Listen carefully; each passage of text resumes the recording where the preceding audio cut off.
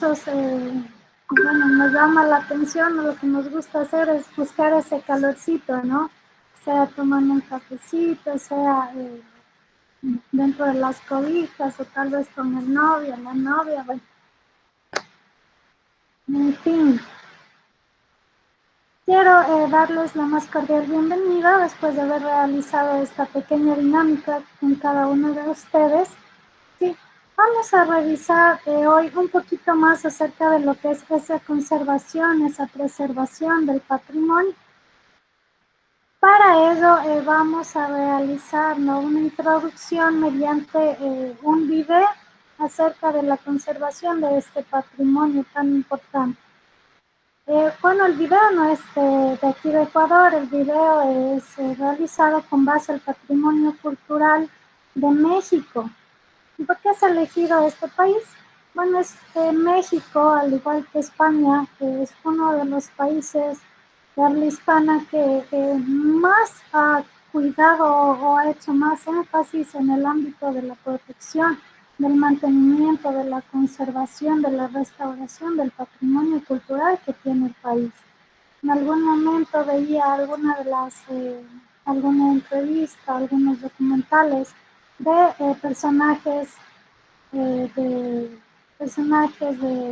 indígenas, de los pueblos indígenas de acá, que hacían referencia que hace muchos años, cuando existía el racismo a gran escala acá, sí, y una persona indígena decidía ir a las universidades a estudiar alguna carrera, muchos de los docentes, incluso de aquel tiempo, les obligaban a quitarse el sombrero dentro de la clase, sí, sin tomar o a cortarse el cabello, sin tomar en cuenta que esos son parte de sus costumbres, que eso es parte de su nacionalidad indígena como tal.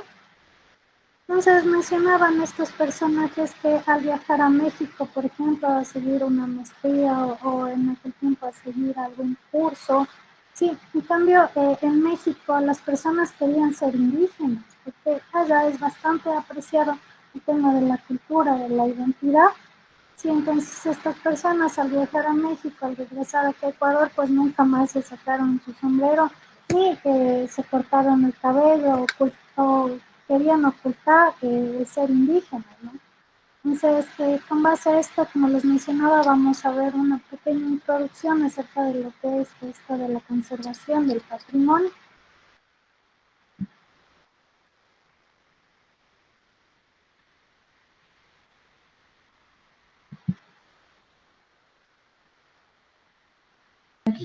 Listen, perdón, no se escucha muy bien. ¿Qué dijo que teníamos que hacer? Ahorita vamos a ver un video nada más acerca de la introducción, la importancia de la conservación del patrimonio. Me avisan, porfa, si tenemos algún problema técnico con base al sonido.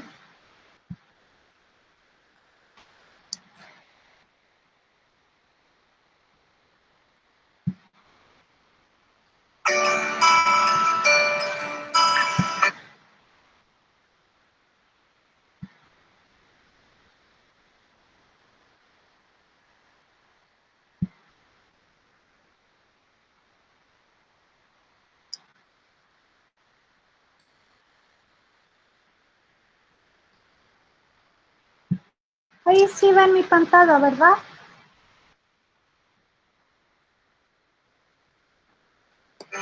Sí, ¿Y cómo está el sonido? sí está bien. Sí, excelente.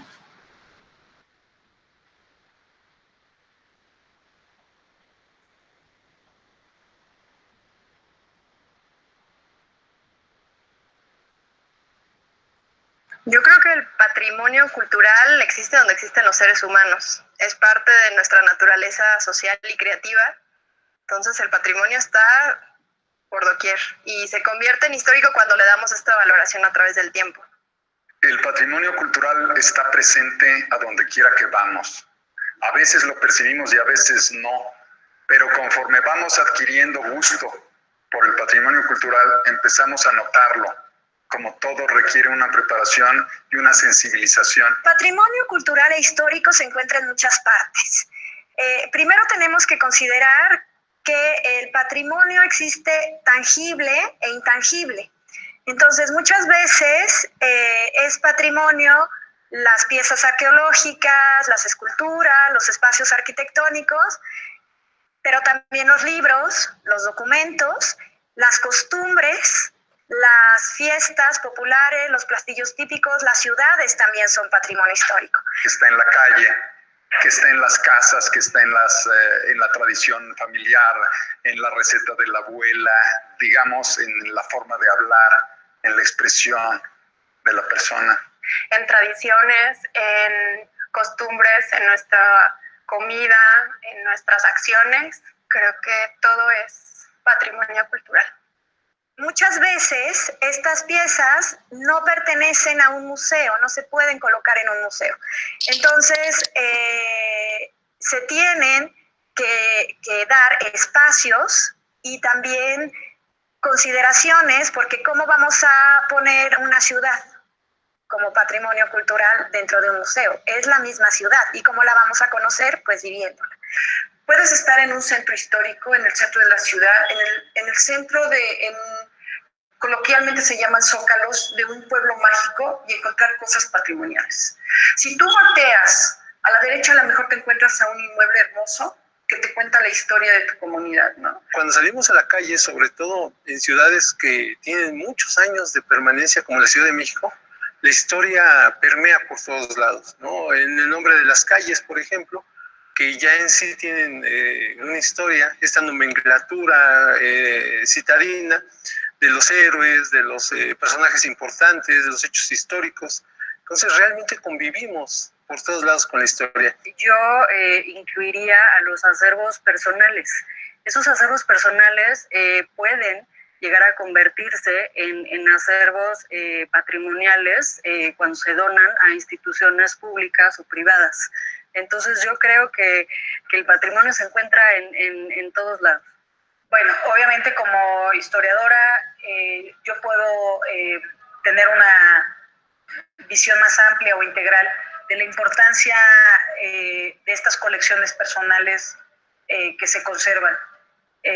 Forman parte de un devenir histórico determinado, de una temática, porque puede ser tan amplia como uno decida hacerlo. Entonces, si alguien decide coleccionar timbres, pues entonces nos va a hablar toda una historia. Es como jalar un hilito y nos va conduciendo y de repente llegamos a este armario y que se nos puede venir abajo de la cantidad de información que uno puede encontrar. En muchas ocasiones, como en el caso de los archivos, son documentos únicos, inéditos, irreemplazables, que se encuentran quizás sin estudiar y sin considerar como patrimonio histórico. Pero al final de cuentas es una memoria, es algo que crea una identidad a una nación. Sin historia no hay futuro. No podemos inventarlo. Nosotros venimos, somos parte de algo y es importante siempre tomarlo en cuenta. Sin pasado no podemos forjarnos un presente y sin presente no podemos forjarnos un futuro. El patrimonio es nuestro pasado, es nuestra conexión con las generaciones antiguas, ¿por qué somos así? Porque forma parte de un imaginario colectivo. Es la comunidad la que lo hace ser un patrimonio. Entonces es importante porque con la preservación del patrimonio histórico y cultural, las comunidades crean identidad, se comparte esa identidad también y se da una razón de ser para un pueblo, para una ciudad, para una cultura. Al devolverle la estabilidad a los objetos, le damos la posibilidad de permanencia y de vincular nuestro pasado con nuestro presente y dar testimonio, ¿no?, hacia nuestro futuro. Es importante conservarlos. Muchos materiales de los cuales están hechos estos testimonios pues son muy frágiles. Están en papel, están en una fotografía, están en una cinta de acetato, de nitrato. Entonces las instituciones, sobre todo las instituciones, deben estar comprometidas a resguardar esos materiales. El patrimonio es una expresión material de quienes somos, de nuestra identidad.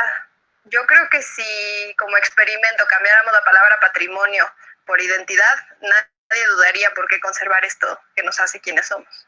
Comentaba Ruskin, ¿no? Decía que si tú cuidas a tus monumentos, si tú cuidas a tu patrimonio, no va a haber necesidad de restaurarlo.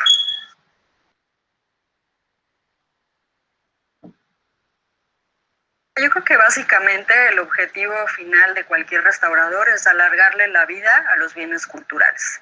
Devolverle la estabilidad material a nuestro patrimonio cultural para que se puedan rescatar todos sus valores, su valor histórico, estético, funcional y tecnológico.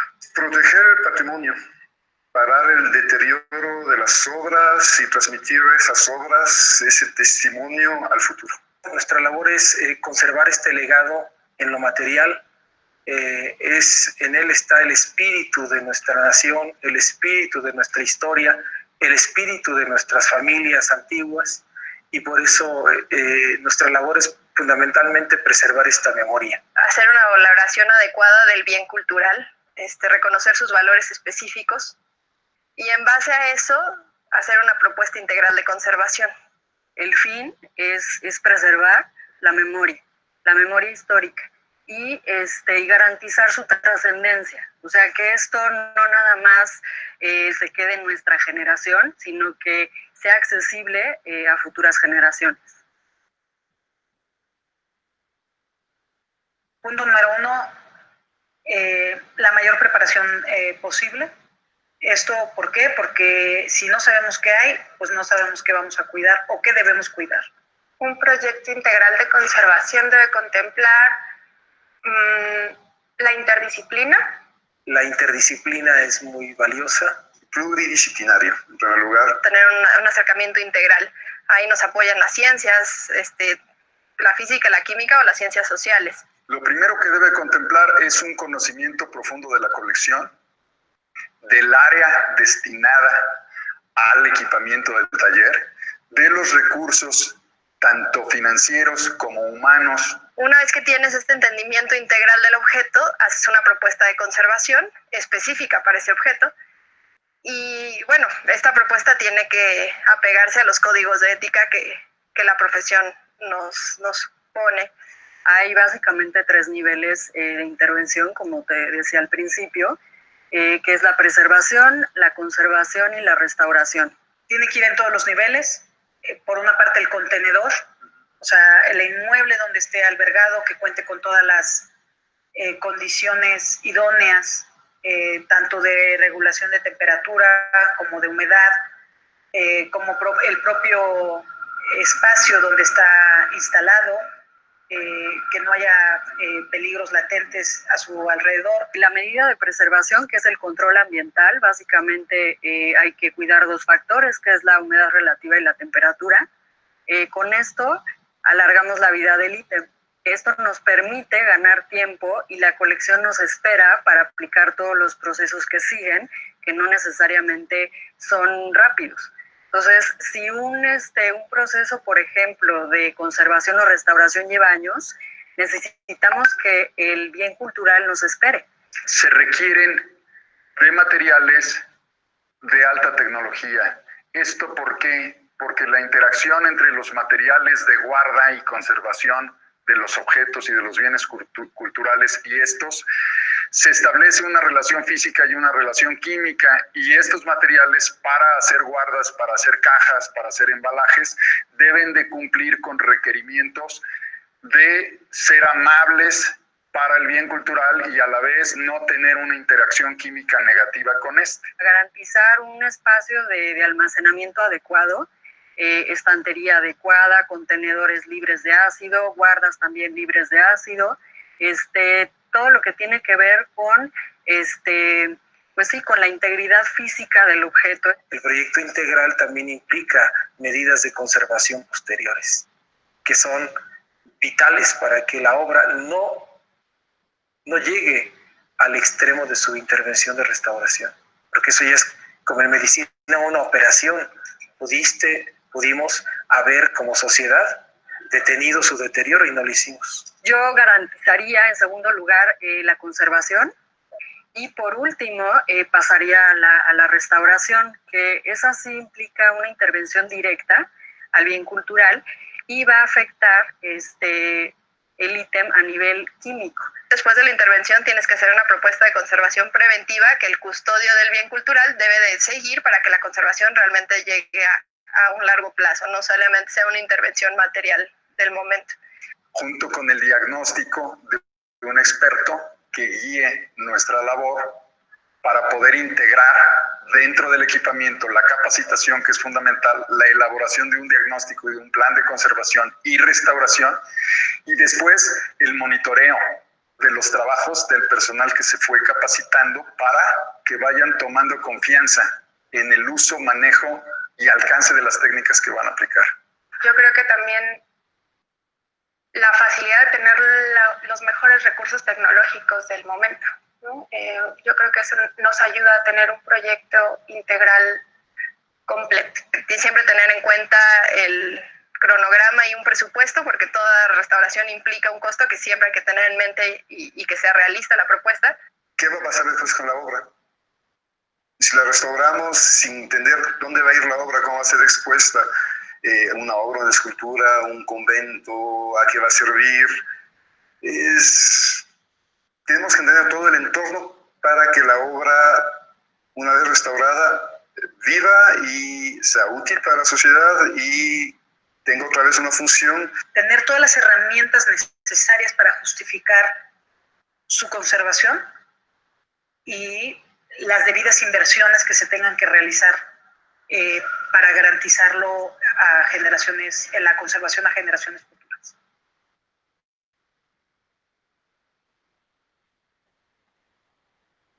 Los riesgos son muchísimos. Lo puedo reducir a que si el objetivo principal de un restaurador es alargarle la vida al bien cultural, el que caiga en manos de una persona no experta puede causar el efecto contrario, acortar la vida de ese bien cultural. Si nosotros dejamos que el objeto esté en manos de una persona que no tiene el cuidado y la formación adecuada, pues obviamente el daño será a veces irreversible. La gente, por más buenas intenciones que tenga, si no conoce por qué restauramos, cómo restauramos, una filosofía de la restauración, una deontología de la restauración, no va a poder intervenir una obra correctamente. Pueden llegar a tener daños sumamente graves, ¿no? Por ejemplo, en el caso de una biblioteca o de un archivo en particular, pues pueden llegar a desaparecer los documentos por el mal conocimiento de conservación, no tienen el cuidado de conservación, o por ejemplo también en la catalogación, una mala catalogación deja de existir el libro, porque entonces es irrecuperable. Al no entender cómo se deteriora un objeto, el diagnóstico no es el acertado, no es el correcto. Entonces se aplican medidas que no corresponden con el deterioro o la causa presente. Puede alterarla, puede dañarla, puede usar materiales que no duran mucho tiempo o puede tomar decisiones equivocadas que alterarán a la obra. Y esta obra, una vez que fue dañada, es alterada para siempre, porque toda intervención es irreversible. Es como un enfermo que va a ver a un médico, el diagnóstico es equivocado, el tratamiento por lo tanto también, y el paciente puede morir en meses o días. Entonces es un poquito lo mismo. Yo creo que un mal diagnóstico puede incluso matar al bien cultural de manera inmediata.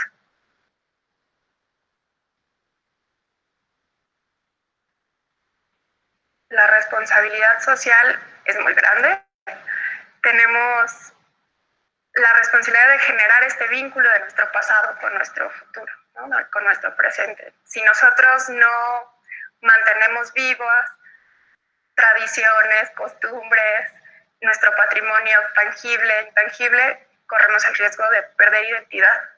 Entonces, nuestra responsabilidad es mantener vivos estos objetos para que nuestras generaciones se puedan identificar con ellos y conozcan todo nuestro legado, ¿no? Todo el legado que nos han dejado también nuestros antepasados. No estamos aquí más que de paso y hay que tener conciencia que al estar de paso somos detentarios de esta tradición y tenemos la obligación de preservarla y pasarla casi incólume a los que vienen. Nuestra responsabilidad es de vida. Las obras pasan por nuestras manos un cierto tiempo. Nosotros no tenemos que aportar nada a esa obra. Simplemente somos garantes de que esa obra pase al futuro sin ser alterada, tocada lo menos posible y que nuestra intervención se borre con el tiempo. Yo creo que el garantizar la preservación de la memoria ayuda a construir una identidad. Y esa identidad es desde el individuo, luego la comunidad, luego la nación, luego un continente, pero yo creo que es eso, básicamente el hecho de conectar a los seres humanos con su pasado histórico, ayuda a construir una identidad. Yo creo que la palabra clave es difundir. Esa es la responsabilidad más fuerte que nosotros tenemos. ¿Por qué? Porque las personas cuando conocen, aprecian y de ahí cuidan. Así que parte de nuestro trabajo, parte de nuestra responsabilidad social es la difusión. Tener conciencia de que el patrimonio es de todos y mientras no se conozca, pues no se va a apreciar. Entonces es una responsabilidad tanto la conservación, pero también la difusión. Entonces es importante estar conscientes de que ahora la globalización, todos los medios que hay, ya permiten, por otro lado, ofrecer otras posibilidades de alcance de los bienes culturales, hacer juegos interactivos, apreciación, acercamiento lúdico, ¿no? Acercamiento a través de colecciones digitales disponibles, a través de internet. Entonces, esta es la parte que tiene, la responsabilidad que tienen los que custodiamos esto, ¿no? Vamos más allá de nuestras instalaciones, ofreciendo conferencias, charlas, publicaciones electrónicas totalmente gratuitas. Puedes ayudar a que la sociedad valore y a través de esa valoración proteja su patrimonio. Pero, sin perder esta protección de vista, también puedes promover que se generen ingresos con este patrimonio. Y a través de la generación de recursos económicos, pues viene el desarrollo social. Tenemos que recurrir a profesionales, a que nos apoyen, a que nos asesoren, para pues preservar a través de bóvedas climatizadas, a través de un programa permanente de conservación, de documentación, de libros, de fotografías, para que este material no se pierda. Es importantísimo. Tratar de acercar esta cultura por todos los medios y también valernos de todas las nuevas técnicas y tecnologías que están ahora para llegar al mayor número de población.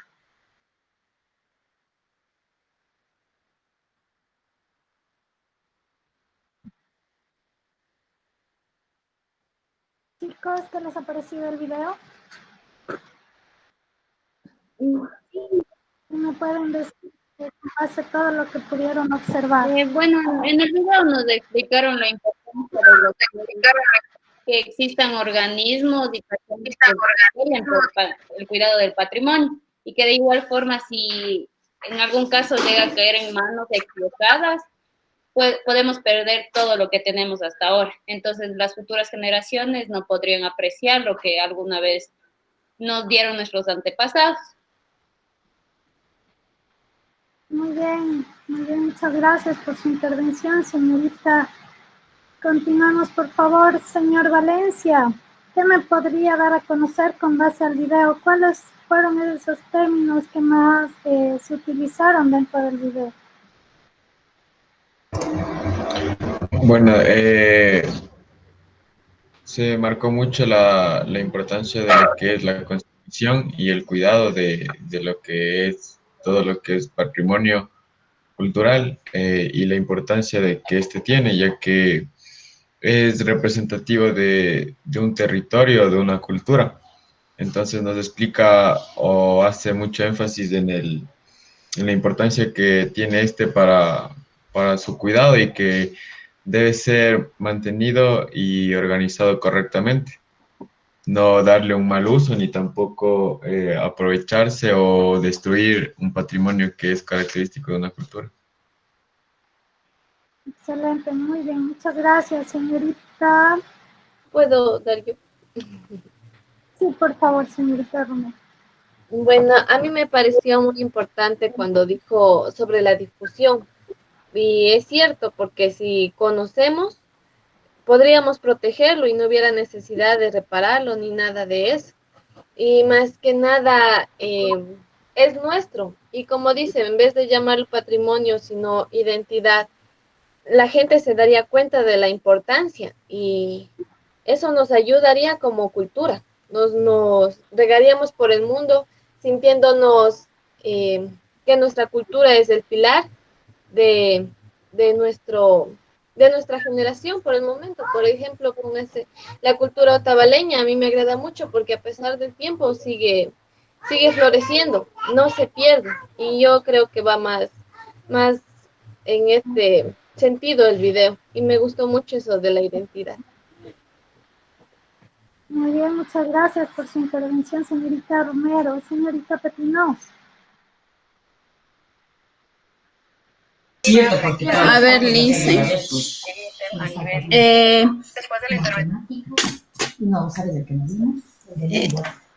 El patrimonio está presente, lo que yo entendí del video, o sea, más que el patrimonio está presente donde quiera que vayamos y que hay patrimonios históricos y sin historia no hay futuro.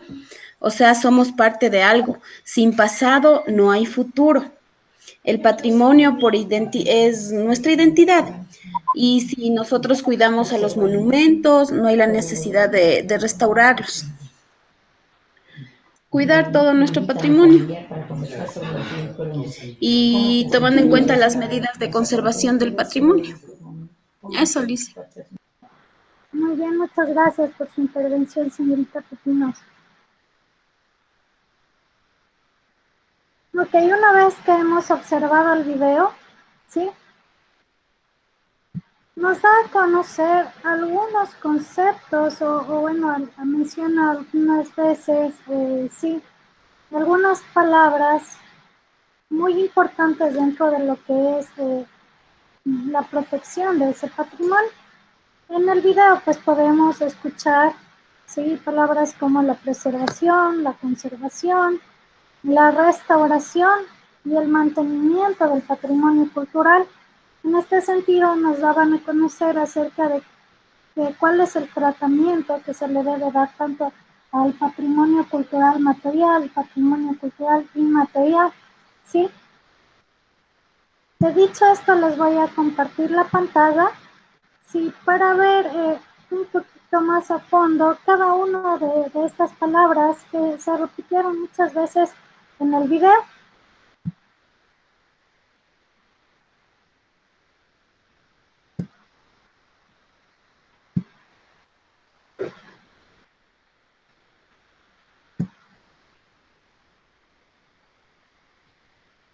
Ahí ya le ven mi pantalla, ¿verdad? No, Lice. No, Licen, no se ve.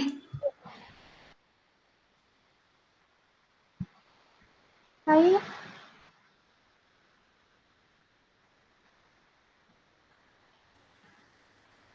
Sí, ahí. Y ahí sí. Perfecto, señor. Entonces, les mencionaba que vamos a ver más a fondo cada una de las palabras que se repitieron varias veces dentro del video. Esto sí ya con un enfoque más nacional, ¿no? Tenemos la preservación.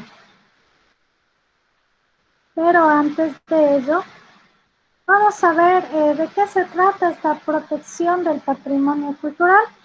Sí, es una cadena logística, ¿no? Que se debe dar dentro de la gestión, dentro del cuidado, protección de este patrimonio. Sí, y esta llamada cadena lógica de intervención en el patrimonio cultural es un proceso secuencial integral, ¿sí? Que se debe trabajar con todos los ámbitos vinculados dentro de lo que es la cultura, ¿sí? Este documento es realizado en nuestro país, ¿sí?, para cada una de las municipalidades, las cuales tienen la competencia de proteger, de conservar este patrimonio cultural.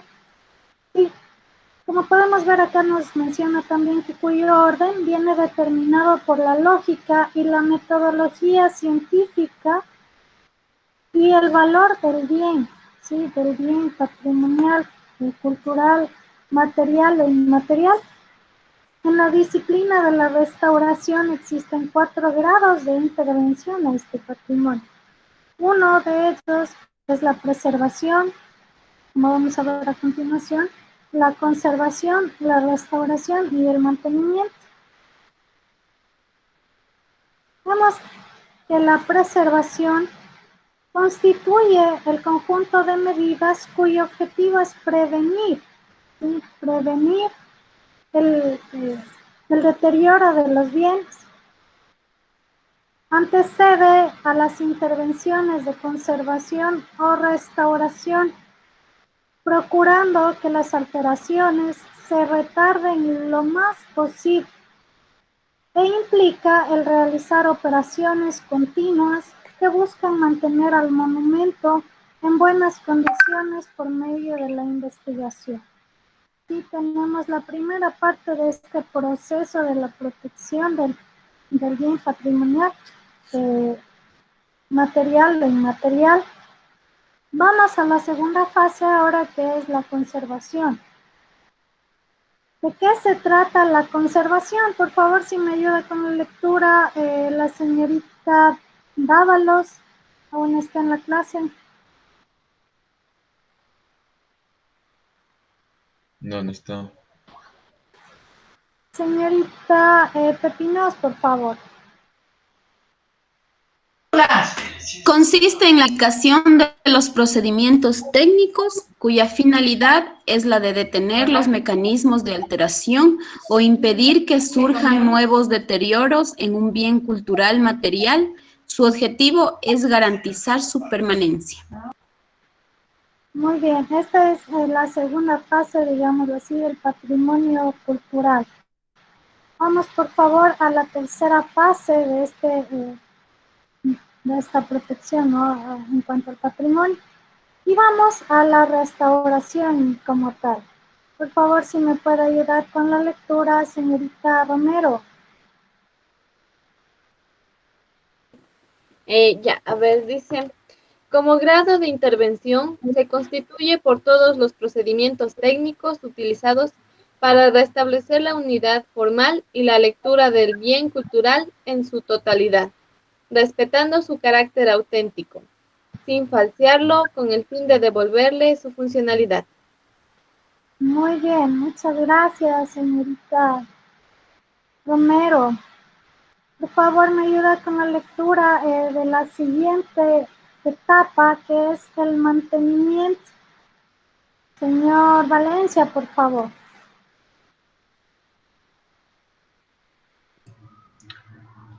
Dice, está constituido por acciones cuyo fin es evitar que un inmueble intervenido vuelva a deteriorarse, por lo que se realizan después de que se han concluido los trabajos de conservación o restauración, según sea el grado de intervención, efectuados en el monumento tectónico.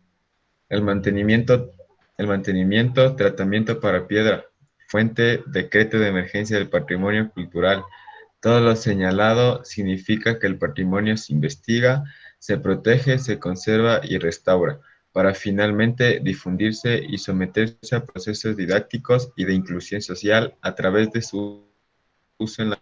A continuación se grafican los 4 niveles de la intervención que conforman la cadena lógica.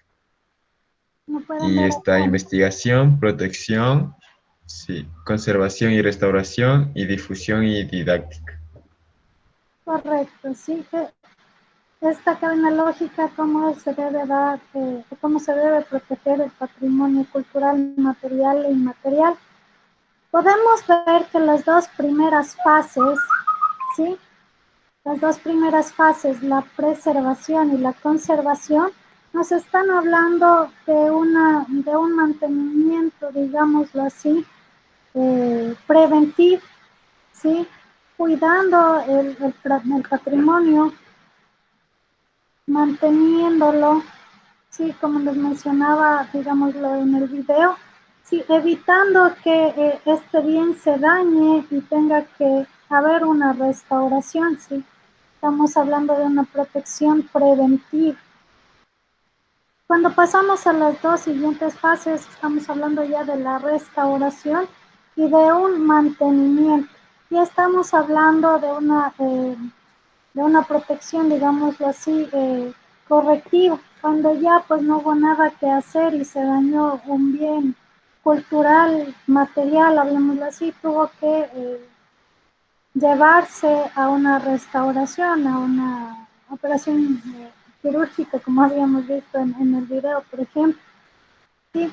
Entonces, lo idóneo acá dentro de la protección de este patrimonio cultural, tanto en material e inmaterial, sí, es mantenerlo dentro de estas dos primeras fases, que es la preservación de este patrimonio y la conservación del patrimonio, ¿sí? De forma preventiva, hacer un mantenimiento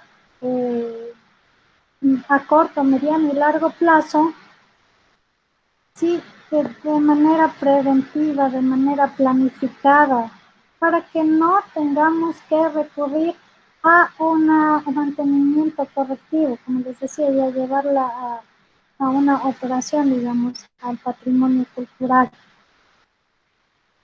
Una vez que hemos observado este tema de la protección del patrimonio y cada uno de los diferentes conceptos, sí, que están implícitos dentro de esta protección, vamos a realizar un trabajito, chicos. Vamos a realizar el primer trabajo de la segunda unidad, que compete netamente a lo que es legislación, manejo de lo que es el patrimonio cultural, material e inmaterial. Vamos a realizar un estudio de un caso práctico. Vamos a trabajar con dos patrimonios, sí, que han surgido, que han pasado por el tema de la restauración, sí, y lamentablemente dentro de nuestro país también esta pérdida del patrimonio. Estamos hablando del tren y estamos hablando de Correos del Ecuador, pero en Correos del Ecuador vamos a hablar netamente de esta parte del patrimonio cultural material, que es la filatelia, que es la conservación de cada una de esas estampillas que se ha venido utilizando año tras año desde la constitución de estos Correos del Ecuador. Como les menciono, forman parte del patrimonio cultural de nuestro país. ¿Sí? Vamos a trabajar con este librito. Sí, con este librito que, como les menciono, forma parte del mantenimiento, del manejo del patrimonio cultural dentro de cada una de los GATS municipales aquí en el Ecuador. Así que vamos a trabajar. Somos 6 personas en las clases.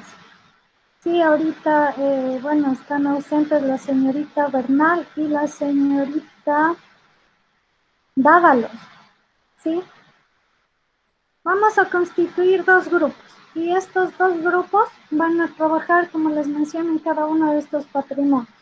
El tema del tren, en algún momento habíamos hablado, este tren tiene 2 partes, ¿sí? El patrimonio cultural tangible y el patrimonio cultural intangible.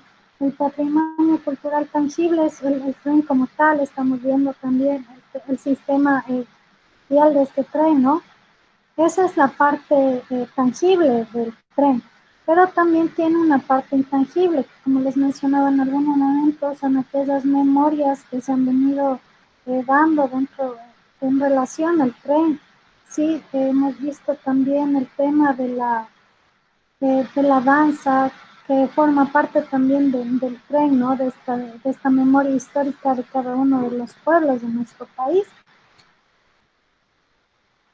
Por lo tanto, el grupo número 1, que va a estar constituido por la señorita Valenzuela, la señorita Pepinós, el señor Valencia y la señorita Brigini, ¿sí?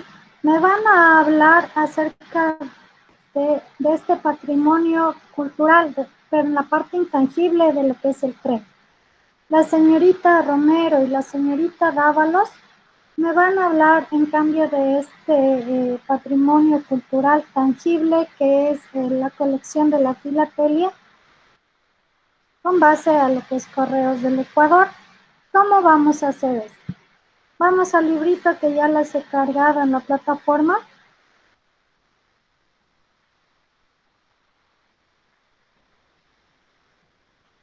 Y tenemos un tema bastante amplio con base a la preservación y conservación del patrimonio documental. ¿Sí?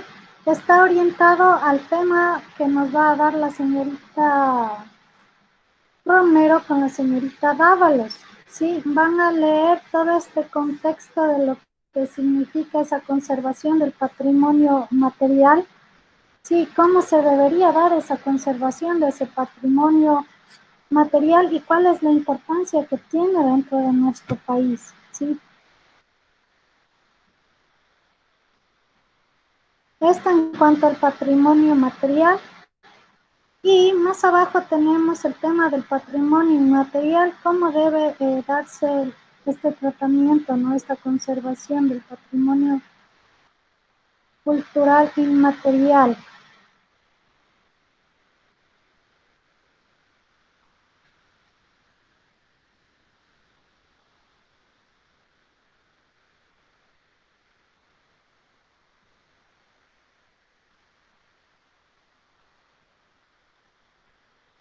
Licenciada, tal vez será factible que nos envíe a través de WhatsApp la tarea.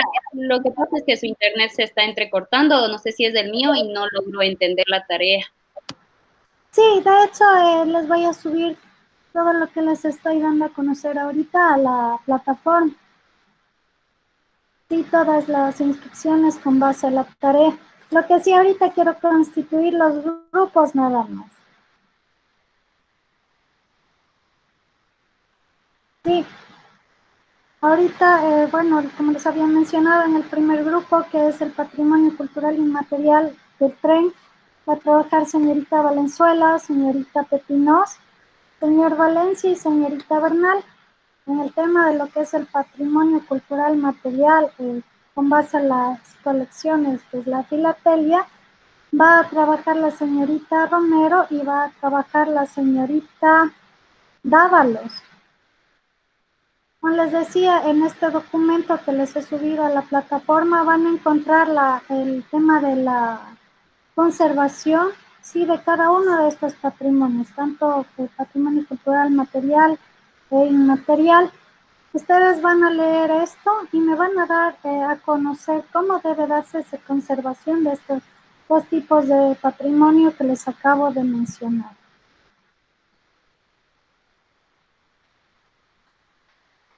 ¿Alguna pregunta tal vez, chicos, hasta aquí? Licen, no le alcancé a escuchar cuál dijo que era el patrimonio cultural intangible del tren. La parte intangible del tren, pues es esta memoria histórica que tiene cada uno de los pueblos del Ecuador, ¿sí? También, bueno, tiene algunas partes que se involucran dentro de este patrimonio intangible, ¿no? Dentro de la parte intangible. Les mencionaba también las leyendas, ¿sí? Que surgen alrededor de este enigmático patrimonio que tenemos, que es el tren. Las leyendas como, por ejemplo, si no estoy mal, en la laguna de Yambo, sí, hay una leyenda, por ejemplo, que el tren se había accidentado ahí y estaba, bueno, dentro de la laguna. Entre tantas otras leyendas que tenemos en cada uno de los pueblos, esa es una parte intangible, ¿no? Tenemos también la parte en la actualidad, lo que teníamos normalmente era la parte de la danza, por ejemplo, en el tren que va de Otavalo y Barra a Salinas, que cuando llegaban los turistas, aquí se realizaba una danza típica de la comunidad. Eso también está integrado dentro de esta parte intangible que es el tren, ¿sí?